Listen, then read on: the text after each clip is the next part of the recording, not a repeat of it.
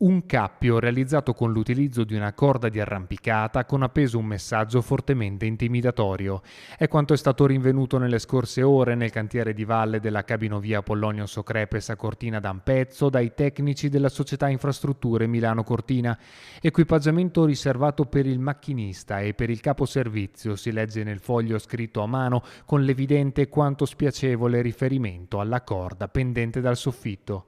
Allertate immediatamente le forze dell'ordine che hanno avviato le indagini per l'individuazione dei responsabili, mentre la società commenta il gesto, giudicato vergognoso ed incivile, affermando che nessuna minaccia fermerà la conclusione dell'opera, inizialmente prevista entro l'avvio dei Giochi Olimpici del 26 e attualmente oggetto di indagine della Procura di Belluno con 4 persone iscritte al registro degli indagati, con l'auspicio che le autorità competenti possano giungere al più presto a dare nomi e volti agli autori del gesto, oltre che manifestando la solidarietà ai lavoratori impiegati nel cantiere. Se il gesto sia stato compiuto da qualcuno del personale interno o da qualche altro soggetto infiltrato dall'esterno, sarà compito degli investigatori stabilirlo.